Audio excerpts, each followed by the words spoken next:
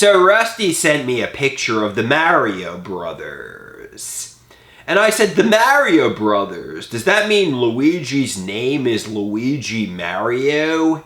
And Mario's name is Mario Mario? And Rusty says to me, yes, actually. Have you ever seen the Mario Brothers movie with John Leguizamo? I said, yeah, it definitely seems to be the truth. I guess Mario is their surname. I've never seen the movie, but I know a little bit about it. John Leguizamo is on New York Islanders TV, and he's from Long Island, apparently. He's one of our biggest celebrities after Billy Joel, Kevin Connelly from Entourage, and Ralph Macchio, the Karate Kid. And Rusty says, let's not forget Rex Heuermann, the Long Island serial killer. I said, oh yes, let's not forget him. Jerry Seinfeld and the Baldwins too. Rusty says, Seinfeld is from Massapequa. I said, yes he is, and apparently my uncle went to school with him, though he doesn't know him too well. Rusty says, F. Scott Fitzgerald too. I said, unless of course my uncle does know Jerry Seinfeld well, and that's the celebrity they were partying with while excluding me. But yeah, I'm being led to believe my family are nobodies like me. Rusty says if they were partying with him, it would have been in the 80s, and they were probably doing mad lines. I said, that's true, man. I know someone asked if my family were partying with millionaires and billionaires while excluding me. Why do I care? Why do I feel entitled to it? Well, I think obviously I'm a disabled adult child with less than $1,000 to my name, with hardly any life experience. So the independence, but also wanting friendships, bonds, love is another reason. But yeah, ultimately, if my cousin Victoria and cousin Joey were partying with millionaires and billionaires, it doesn't really matter. The only reason it matters is because my life has been a living nightmare in my 20s and 30s.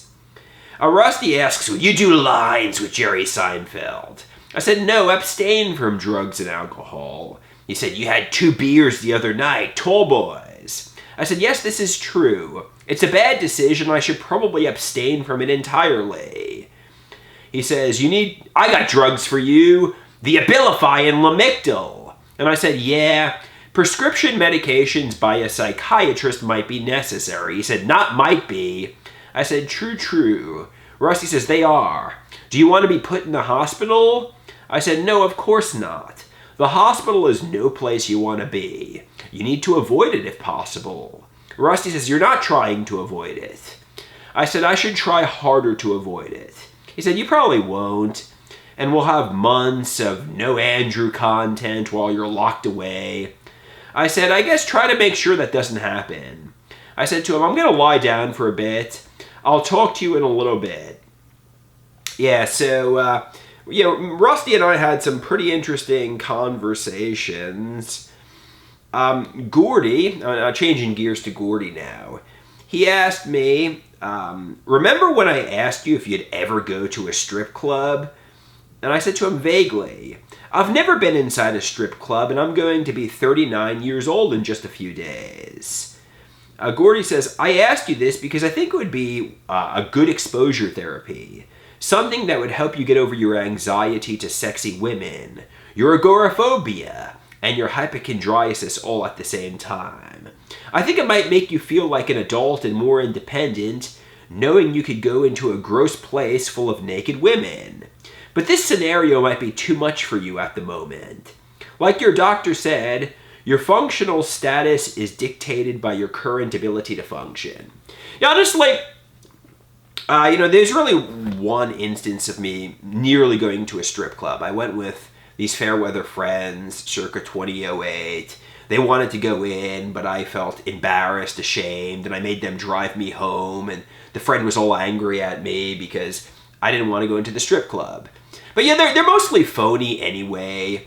They're a lot like OnlyFans models. They're only interested in, tips. Nobody's really interested in you. And obviously a lot of the women are sleazy and low class. I wouldn't say these are women of elegance. So you're better off trying to meet someone at an art class or in a mental health recovery group or really anywhere.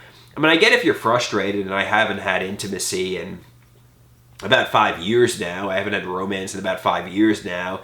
I mean, you might want to, do that. But obviously, I get big contamination fears. I'm really afraid of HIV, germophobia, and such. So yeah, I don't think strip clubs are for me. But I hear what Gordy is saying. Might be an experience. I'm 39 years old, and I've never even stepped foot in a strip club. I'm gonna be 39 in like 20 days or so.